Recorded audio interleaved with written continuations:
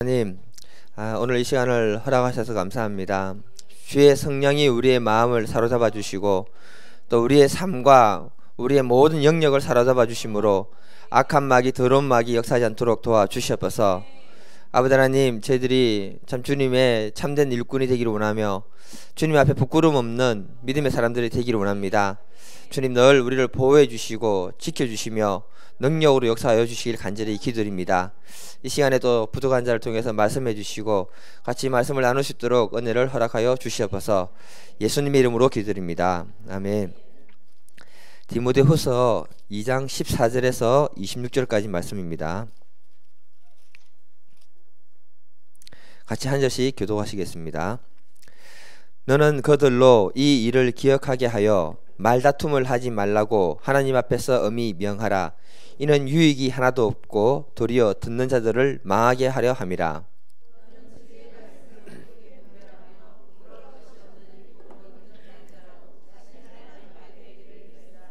망령되고 헛된 말을 버리라. 그들은 경건하지 아니함에 점점 나아가나니.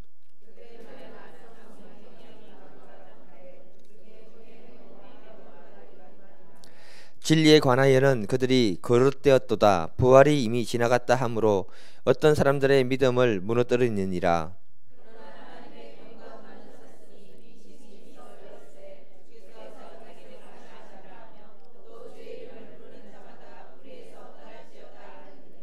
큰 집에는 금그릇과 은그릇뿐만 아니라 나무 그릇과 질그릇도 있어 귀하게 쓰는 것도 있고 천하게 쓰는 것도 있나니.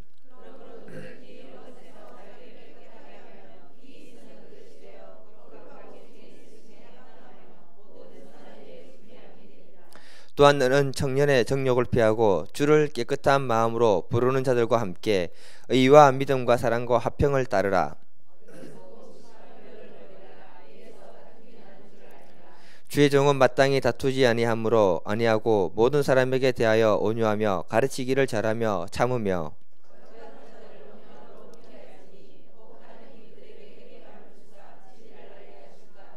그들로 깨어 마귀의 올무에서 벗어나 하나님께 사로잡힌 바 되어 그 뜻을 따르게 하실까 함이라. 아멘. 제목 한번 읽어보겠습니다. 시작. 네, 아멘. 드디어 가을이 됐습니다. 환절기 조심하셔야 됩니다. 예. 그 세상에는 부끄러움을 아는 사람이 있고 모르는 사람이 있습니다.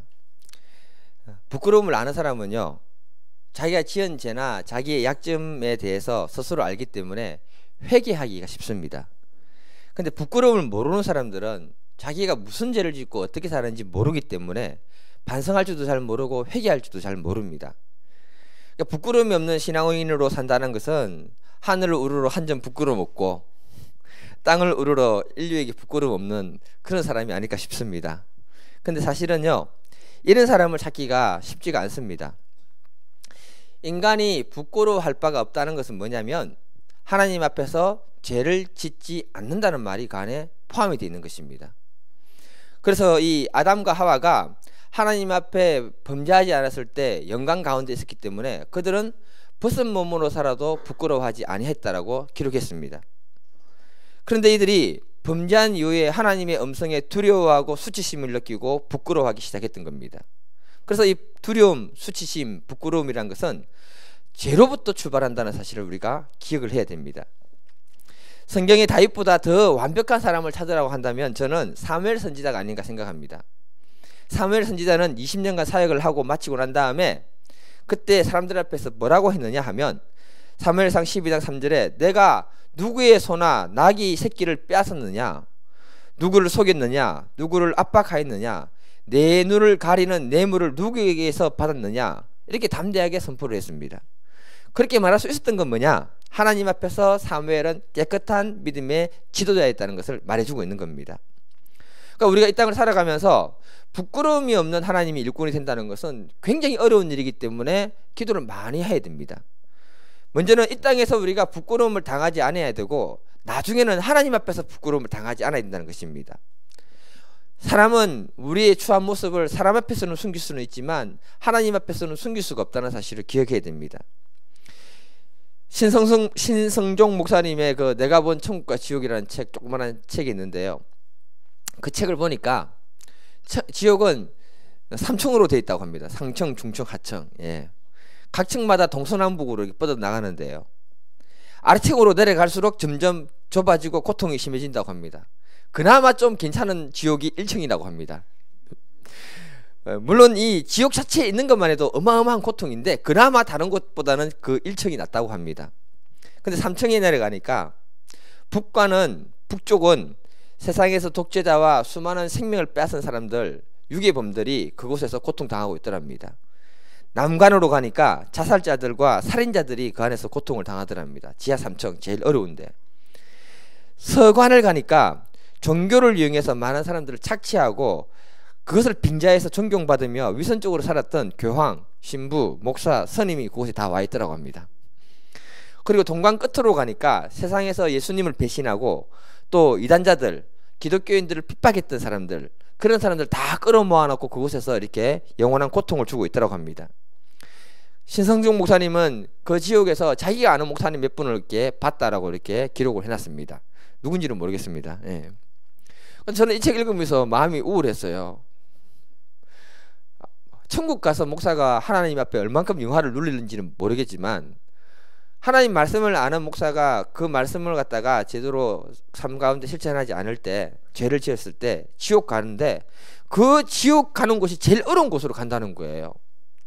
그걸 보면서 정말 이 땅에서도 부끄러움을 당하지 않는 삶을 살아야 하지만 영원한 하나님 나라에 가서 부끄러움을 당하지 않는 인생이 될 때 정말 복되지 않는가, 이런 생각이 들었습니다.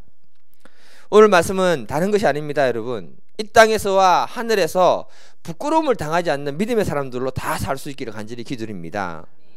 그 부분을 사도 바울이 우리에게 권면하고 있습니다. 사도 바울의 권면을 통해서 오늘 한 두 가지를 같이 살펴보겠는데요. 같이 은혜를 받을 수 있기를 바랍니다.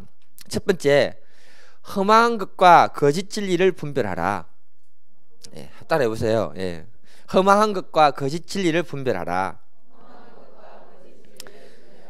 오늘 본문에서 이야기하는 험한 것이란 것은 진리의 말, 생명의 말 외에 나머지 것들은 전부 헛된 말이라고 기록하고 있습니다. 그러니까 16절에 보면 망령되고 헛된 말을 버려라. 그들은 경건하지 아니하며 점점 나아간다라고 합니다.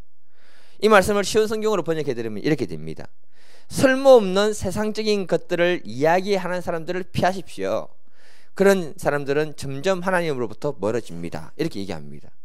그러니까 쓸모없는 세상의 이야기를 자꾸 주고받고 듣다 보다 보면은 믿음에서 멀어지기 시작한다는 것입니다. 진리와 상관없는 말을 계속 하다 보면은 그것이 우리의 믿음을 무너뜨린다는 것입니다. 그런데 이 디모데 전후서를 자세히 보게 되면 망령되고 헛된 말은 다른 게 아니고 디모데전서 1장 4절에 보게 되면 신하와 끝없는 족보에 대해서 얘기하고 있고요. 디모데전서 4장 7절에 보면 망령되고 헛단한 신하를 얘기하는 부분들이 있습니다. 그게 뭐냐면 이런 것들로부터 출발해서 말다툼이 나온다고 이렇게 말하는 겁니다. 14절에 뭐라고 하느냐, 한번 읽어보겠습니다. 14절 시작. 너는 그들로 이 일을 기억하게 하여 말다툼을 하지 말라고 하나님 앞에서 엄히 명령하라. 아멘. 그러니까 뭐냐, 이런 말다툼을 할 때 믿음이 연약한 사람에게 먼저 타격을 주기 시작한다는 겁니다. 그래서 뭐냐면 이렇게 우리 안에 하나님에 대한 믿음을 무너뜨리는 것들은 전부 악한 마귀가 우리에게 역사하고 있다는 사실을 기억해야 됩니다. 오늘날 교회에서 정말 조심해야 되는 게 있습니다. 교회 안에서 세상적인 이야기가 너무 많으면 안 돼요. 새가족들은 예수 안 믿다고 왔으니까 그 때를 좀 베끼려면 시간 걸리니까 그 얘기 받아주면 되지만 믿음의 사람이 같이 동조하면서 빠져들어가면 안 된다는 것입니다. 그러면 우리의 믿음을 빼앗기게 되고 교회에서 하나님과의 내 안에 있는 관계가 거리가 멀어지기 시작한다는 겁니다. 세상 얘기 많이 들으면요, 근심, 걱정, 염려가 다 몰려 들어옵니다. 그때 우리는 믿음을 잃어버리게 되는 겁니다. 교회 안에서 지도자들이 하지 말아야 되는 게 뭐냐, 말싸움이라는 겁니다. 다툼을 하게 되면 꼭 믿음이 연약한 자들에게 먼저 이렇게 이 사단이 공격하게 되는 겁니다. 교회 안에 지도자들 간의 싸움이 많으면 초신자들이 정말 힘들어집니다. 왜냐하면 초신자가 교회 나올 때 자기 인생에 문제가 많고 그 집안 구석이 어지러우니까 위로받고 힘받기 위해서 교회에 왔는데 교회에서 서로 싸우고 있으면 우리 집 구석보다도 못하는구나 이렇게 생각하고는 교회하고 나가게 되는 겁니다. 왜냐하면 교회 오니까 속 시끄럽거든요. 그러니까 말다툼을 많이 하고 싸우게 되면 나타나는 현상이 뭐냐? 편을 나누게 되는 거예요. 그래서 교회 안에 여러 갈래로 갈라지고 싸우고 하는 그런 얘기들을 우리가 많이 듣게 되는 겁니다.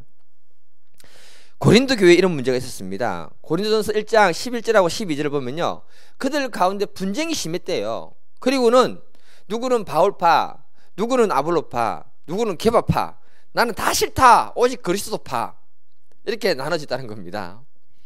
그러니까 우리가 제일 조심해야 되는 건 뭐냐면, 주님의 핏값으로 산 이 교회를 우리가 의식하지 않으면 우리의 감정과 고집과 생각으로 싸우고 갈등하면서 교회를 나누고 파괴시키는 일에 우리가 쓰임받을 수 있다는 사실을 기억해야 됩니다. 그래서 사도 바울은 14절에 말다툼 하지 말라, 아무 유익이 안 된다, 도리어 듣는 자들, 믿음이 연약한 자들 중에 듣는 자들에게 망하게 하는 역할을 한다라고 그렇게 얘기하고 있는 겁니다. 오늘 교회 안에 싸우지만 하도 교회가 아주 행복하게 잘 될 것 같습니다. 사도 바울 시대에는요, 그때 교회 안에 이단들이 많이 들어왔습니다. 이단들이 들어와서 그들이 잘못된 신화와 촛불을 가지고 그 안에서 이렇게 싸움을 많이 일으키기 시작했거든요. 무엇이 맞니 안 맞니. 그 17절을 보게 되면은 이단들은 악성종양하고 같다라고 이렇게 얘기를 합니다.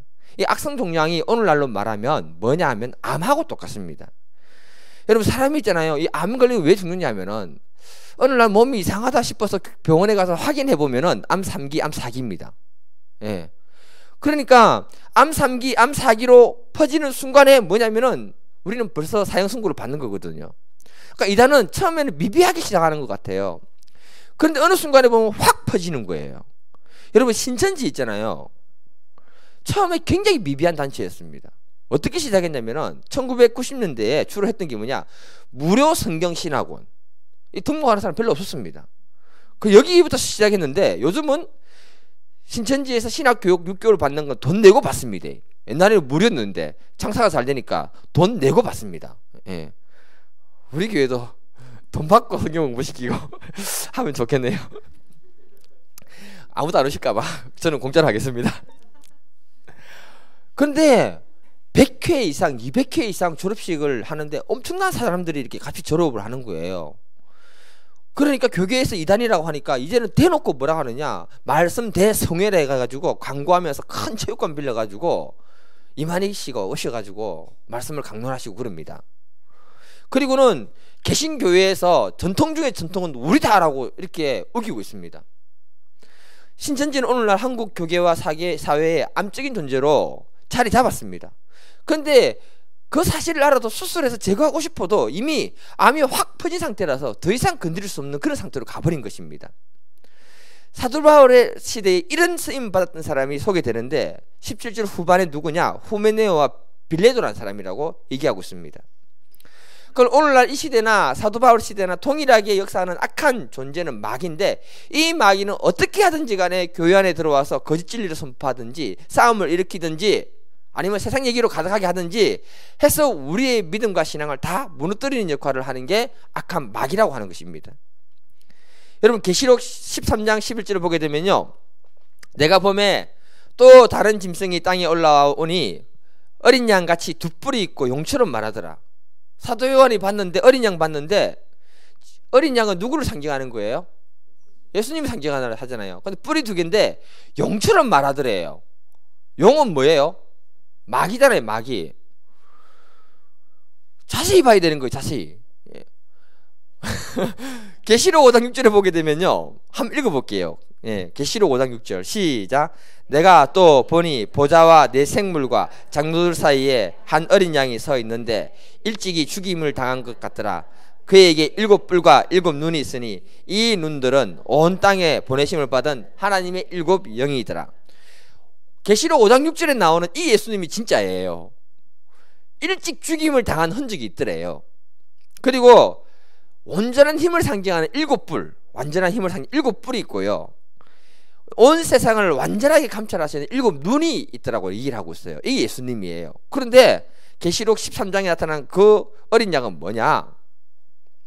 오늘날로 말하면 짝퉁 거짓 그리스도를 얘기하는 거예요. 이들이 마지막 시대가 되면 이적과 기적을 엄청나게 많이 보여준다고 하고 있습니다. 사람들이 그때 많이 유혹당한대요. 그러니까 우리가 말씀을 통해서 분별력을 잃어버리면 기적과 이적을 쫓아서 그들이 하는 그 일에 쫓아가고 그곳에 예수님이 있는가 보다 생각하기 쉽다는 거죠. 오늘날 이단과 사이비를 말하는데 이들은요, 어찌하든지 말씀을 바르게 분별하지 못하도록 하고 어찌하든지 기적과 표적을 나타냅니다. 여러분, 이단에게 기적과 표적 나타납니다. 정명식 씨 있잖아요. 서울대생 어떻게 전도했는 거 알아요? 숟가락 딱 하고 있잖아요. 눈으로 힘 주니까 숟가락이 확 휘어졌어요. 직접 봤다니까요, 걔들이. 그리고 시험 칠 때 뭐 나온다 찍어주고 그랬는데 다 나오고 이렇게 했어요. 그래 가지고 그 사람 밑에 서울대생들이 다 이렇게 들어갔던 거예요. 별로 안 놀라시네. 예. 근데 이때 사도 바울이 디모데에게 강하게 요구하는 게 뭐냐? 15절입니다. 15절 읽겠습니다. 15절 시작. 너는 진리의 말씀을 옳게 분별하여 부끄러울 것이 없는 일꾼으로 인정된 자로 자신을 하나님 앞에 드리기를 힘쓰라. 에베소 교회에 이단들이 판을 치고 이상한 신화와 촉보가 넘쳐나고 있으니까 디모데야, 네가 힘써야 되는 것은 뭐냐? 하나님 말씀을 바르게 분별해서 사람들에게 가르치는 그 일에 너는 힘을 써라고 이렇게 말하고 있는 것입니다. 디모데는 그 시대의 영적 지도자고 오늘날로 말하면 목사라고 할 수 있습니다. 그 시대의 믿음을 무너뜨리는 그 악한 세력들 앞에서 너가 해야 되는 게 뭐냐? 진짜 하나님의 말씀을 제대로 분별해서 가르치는 작업을 해야 한다는 것을 강조하고 있는 겁니다. 여러분, 오늘날 이 시대는요, 디모데가 살아가던 그 시대보다 더 악한 이단들과 각종 사이비들이 넘쳐나고 있습니다. 그래서 오늘날 특히 목사님들이 잘해야 되는 건 뭐냐면 하나님 말씀을 열심히 연구하고 골고루 성도들에게 전할 책임이 있는 거예요. 그리고 하나님 말씀을 자기가 원하는 대로 방향으로 해석하면 안 됩니다. 예. 교회 안에 또 다른 일은 뭐냐 하면요, 하나님 말씀을 골고루 균형 있게 선포하지 않고 자기가 원하는 쪽으로 말씀을 풀어가면서 전하기만 하면 그 사람은 교회 안에서 또 다른 이단이 되는 거예요. 이단의 특징이 뭡니까? 자기들이 중요하게 생각하는 그 부분의 말씀을 집중적으로 가르치고 세뇌시키고 있어요. 희한해요. 그리고 똑같이 성경을 읽는데 자기들이 원하는 방향으로 해석해서 전달해 줍니다. 그런데 성도들이 엄청 은혜 받고 우리보다 더 열심히 공부해서 달달달 외웁니다. 우리 열린 모임 할 때 성경 달달달 외워 오시는 분 몇 분 계십니까? 예. 만일에 교회 지도자가 그렇게 하고 있다면 그런 하나님께 책망을 받을 거예요. 우리의 영혼이 건강하려면요, 말씀을 균형 있게 읽어야 되고 균형 있게 받아 먹어야 됩니다. 무슨 말인가 이해되십니까, 여러분? 그래서 성경을 읽을 때 두루두루 읽으시길 바랍니다. 꼭 창세기 읽고 그 다음에 요한계시록 읽고 끝 이렇게 하지 말고, 예, 시작과 알파와 오메가니까. 네. 근데 하나님의 말씀을 쭉 읽다 보면요, 때로는 강한 질책을 하는 경우들이 있고요, 때로는 하나님이 위로와 겉면으로 우리를 갖다가 굉장히 위로해 줄 때가 있고요, 때로는 시련 중에 있는 사람 그 시련 잘 감당하라고 이렇게 하나님이 도와주실 때도 있고요, 하나님이 우리에게 두루두루 말씀을 그때그때 이렇게 하라 가신다는 거죠. 그래서 우리가 두루두루 잘 받아 먹어야 돼요. 육으로도 건강하려면은 음식을 딱딱한 것도 잘 먹고, 여러분 딱딱한 거 안 씹으면 이가 튼튼해지지 않습니다. 죽만 먹으면 큰일 나요. 다 틀리하십니다. 예. 딱딱한 것도 잘 먹고 부드러운 것도 잘 먹어야 되는 거예요. 골고루 잘 먹어야 건강한 거잖아요. 그래서 교회에 들어왔을 때 때로는 딱딱하고 부담스러운 말씀도 잘 소화할 수 있어야 내 신앙이 성장하는 거예요. 언제까지 여러분 어린애들 젖만 먹이듯이 엉덩이 툭툭 두드려주면서 아이고 잘한다 잘한다, 그래 힘들지, 아이고 우리 아들 우리 딸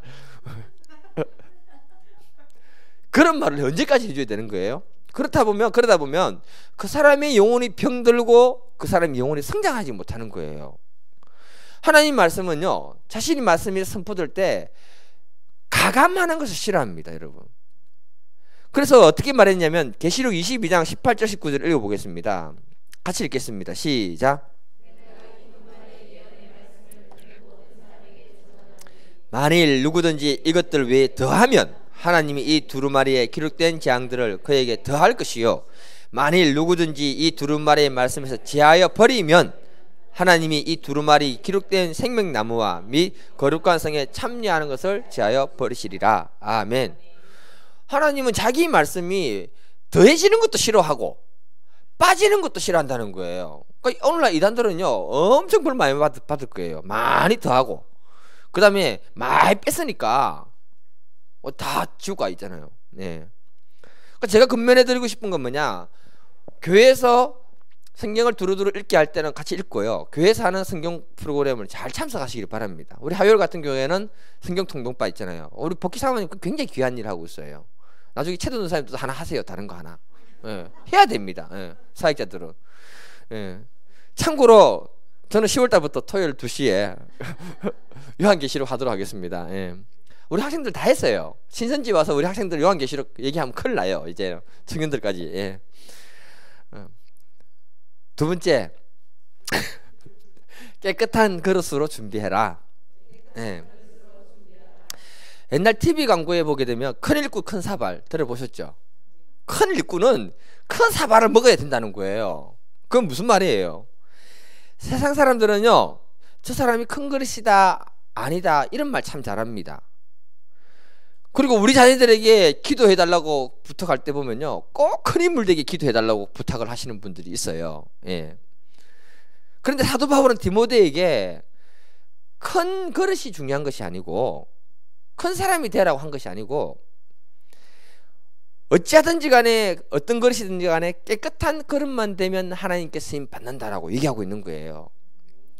20절 21절에 보게 되면 큰 집에는 금그릇과 은그릇뿐만 아니라 나무그릇과 질그릇도 깨끗하게 하면, 질그릇도 귀하게 서는 것도 있고 천하게 서는 것도 있나니 그러므로 누구든지 이런 것에서 자기를 깨끗하게 하면 귀히 서는 그릇이 되어서 주님의 서심에 합당하고 모든 선한 일에 준비함이 되리라라고 말씀하십니다.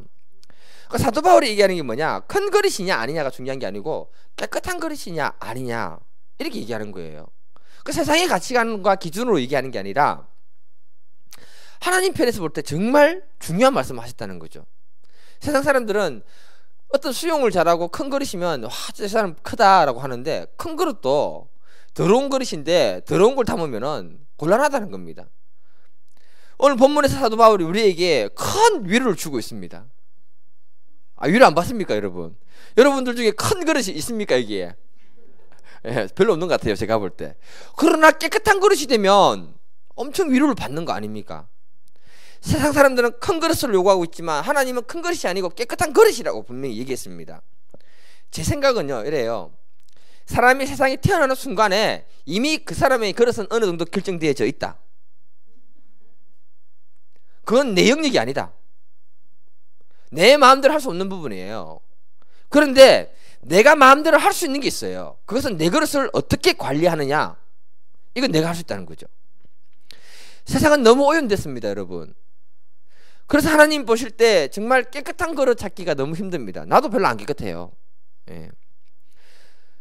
세상이 음란으로 가득하고 우리들의 마음이 욕심으로 가득하고 하나님 말씀을 거역하는 사람들이 가득합니다, 여러분.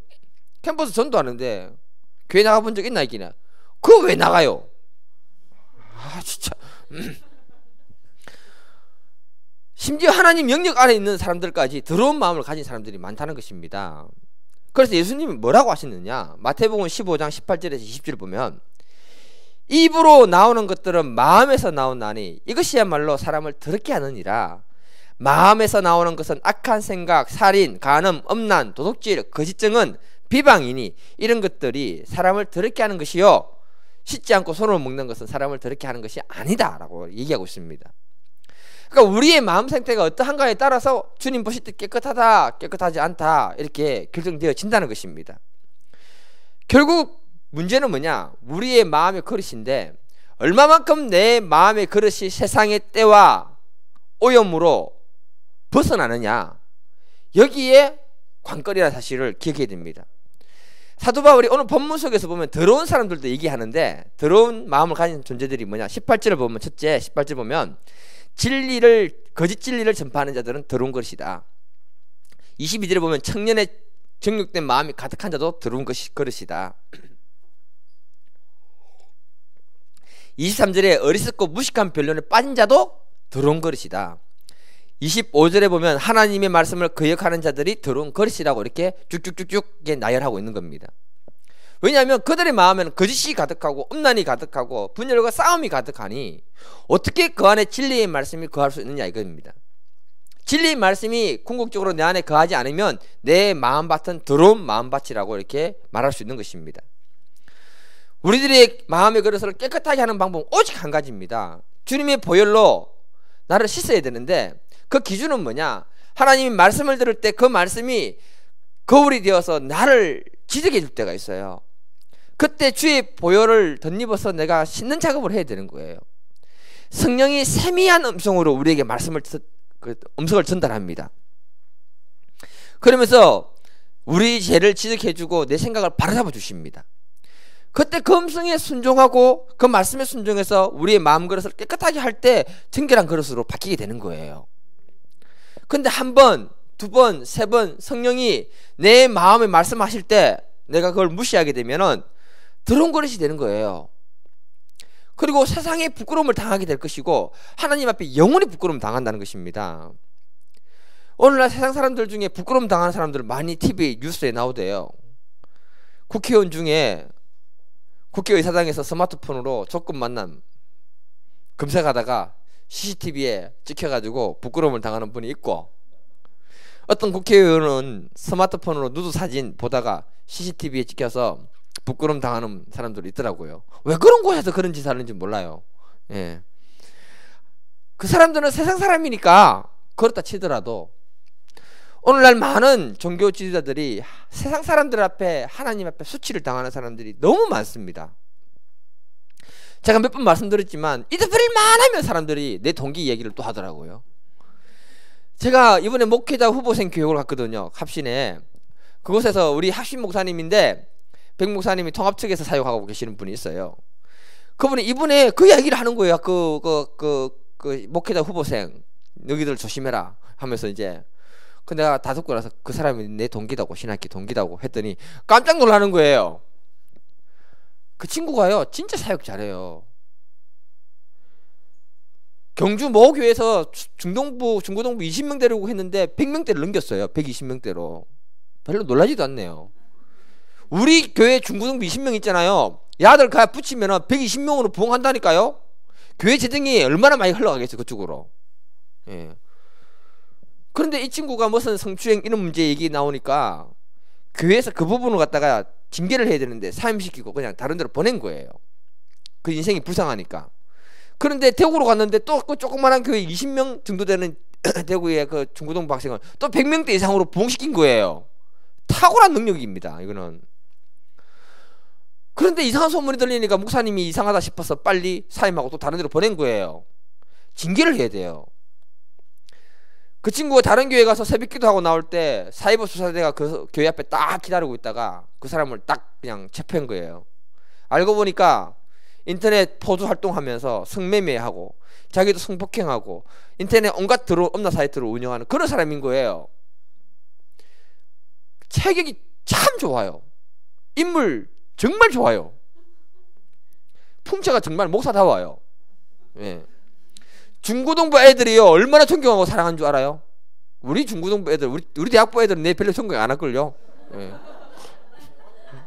예.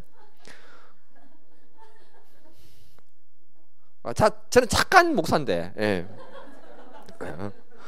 왜 그가 그렇게 됐을까요? 목사지만 하나님 말씀과 성령의 음성에 귀 기울이지 않았던 거예요. 내 동기가 사역했던 그곳에 그 합신 목사님이 사역하다 보니까 그 나이 많은 어떤 권사님과 어떤 성도님들이 이런 말을 하는 거예요. 그 친구가 워낙 사역을 잘하다 보니까 그를 옹호하고 덮어주는 말을 하는 거예요.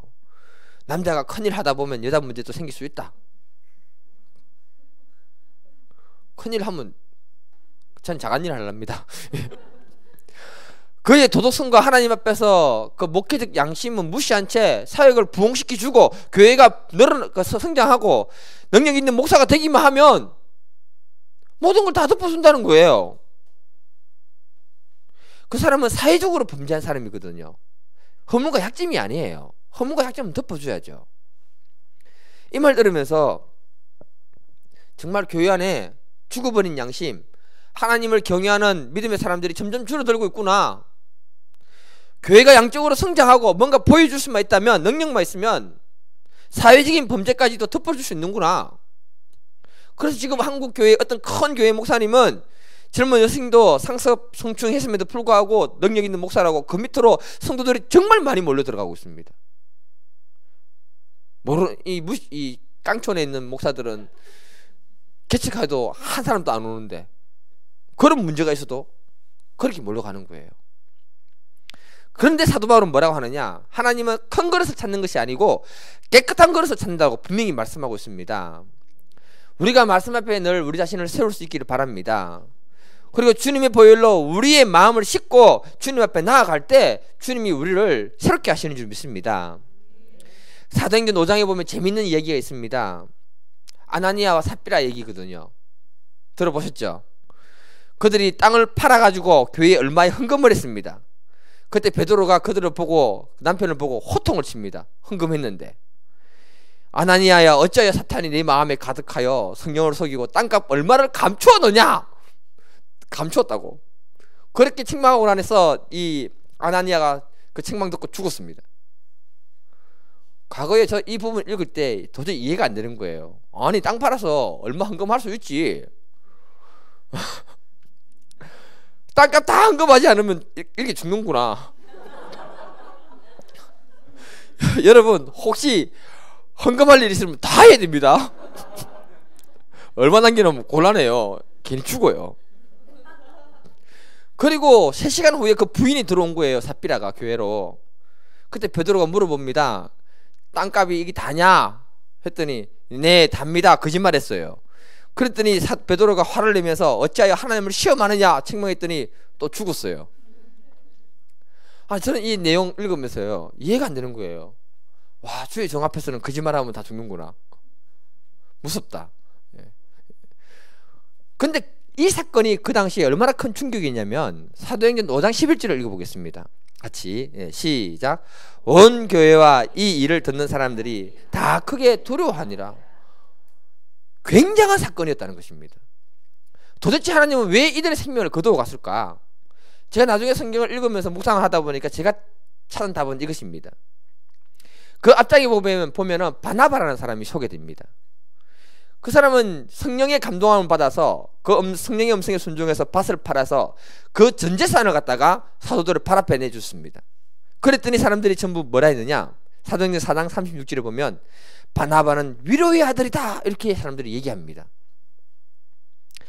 사람들이 바나바 보고 위로의 아들이라고 불러주고, 사도행전 11장 24절에 보면 바나바를 가리켜서 착한 사람, 성령과 믿음이 충만한 사람이라고 불러주는 거예요.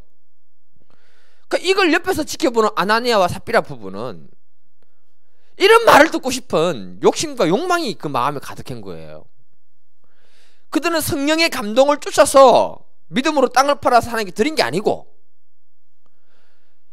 사람들로부터 인정과 칭찬을 받고 자기들을 높이기 위한 그 더러운 마음에서 출발해서 그 땅을 팔았던 거예요. 그리고는 땅값 얼마나 인마에 포켓하고 헌금했던 거예요. 출발점이 뭐냐? 명예와 욕심으로 들어진 그들의 마음이었다는 것입니다. 그러면 그렇다고 해서 하나님이 그들의 생명을 거두어 가시는가? 좀 심하다. 그렇잖아요. 예. 이렇게 생각할 수 있어요. 저도 그렇게 생각했어요. 그 이유가 있는 거예요, 여러분. 사도행전 5장은 오순절날 성령 강림을 통해서 교회가 형성된 첫 번째 교회거든요. 이제 교회가 시작되는 시점입니다. 하나님은 앞으로 이 교회를 통해서 수천 년 역사 속에서 수많은 영혼들을 구원하기를 원하는 것이 하나님의 뜻입니다. 그래서 교회를 세운 거예요. 그런데 시작부터 인간의 욕심과 제약이 교회 안에 틈을 타고 그 안에 사람이 중심이 되어버리면 하나님이 그 교회를 통해서 구원 역사를 지속적으로 이루어나가지 못한다는 거예요. 그곳에는 성령이 역사하는 게 아니고 그때부터는 마귀가 역사하게 되는 것입니다. 그래서 하나님은 교회 시작부터 엉뚱한 길로 가지 못하게 굉장히 그 사건을 아주 예민하게 다루시고 생명 문제로 다룰 만큼 중요하게 생각했다는 것입니다. 만일에 그때 그 교회에 그런 일이 있지 않았으면 아마 교회는 공중분해됐을 거예요. 얼마 지나자마자. 그때 그렇게 해서 달려와도 지금 교회 안에 얼마나 인간의 욕망과 욕심과 죄악이 가득한지 말로 표현할 수 없습니다, 여러분. 그렇잖아요. 그런데 만일 처음 교회가 형성될 때 그들의 죄악을 하나님 묵인하면 지상에서 교회는 사라지는 거예요. 그래서 하나님은 그들의 문제를 심각하게 다루면서 이 교회의 주인은 하나님이고 하나님이 살아있다는 것을 그들에게 보여주신 거예요. 그래서 사람들이 그 사건을 보고 두려워 떨었다는 것입니다. 오늘날도 마찬가지입니다, 여러분. 교회에서 우리가 직분자가 되어서 내가 목사가 되고 장로가 되고 권사가 되었지만 세상의 욕심을 가지고 교회 안으로 들어오면 그때부터 우리는 더러운 그릇이 되는 거예요. 더러운 그릇이 되면 그때부터 악취가 나기 시작하는 겁니다. 오늘날 교회 안에 일어나는 모든 문제들은 전부 이 부분의 문제라는 사실을 기억해야 됩니다. 그래서 교회 안에 정화가 너무나 필요한 겁니다. 교회 안에 직분을 돈을 주고 사거나 목사의 성직을 돈으로 매매하거나 교회에서 하나님의 영광을 돌려야 되는데 목사에게 영광을 돌리거나 교회를 이렇게 할 때 거래하거나 하는 그 모든 것은 하나님 앞에 심판당하게 되는 부끄러운 사실이라는 것을 기억해야 됩니다. 하나님의 말씀이 신령과 진정으로 선포되어야 되는데 그 말씀이 신령과 진정으로 선포되지 못하고 있는 그 문제도 동일하게 우리들의 그릇이 더러워졌기 때문에 그런 겁니다. 사도 바울은요, 더러운 그릇은 하나님이 사용할 수 없다고 했습니다. 그러나 21절을 보면 이런 것에서 자기를 깨끗하게 하면 귀히 쓰는 그릇이 된다라고 말했습니다. 이 자리에 계신 우리 모든 분들이 하나님을 정말 사랑하시는 분들인 줄 믿습니다. 그래서 늘 우리 자신을 말씀을 기준으로 해서 마음을 살피고 깨끗한 그릇으로 예비하시는 분들 되기를 축복합니다. 그때 하나님이 우리를 축복하고 우리 가정을 축복하며 우리 교회를 축복하게 되는 줄 믿습니다. 그리고 이 교회를 통해서 생명의 역사, 구원 역사가 지속적으로 이루어지는 아름다운 교회로 세워질 줄 믿습니다. 이런 교회가 될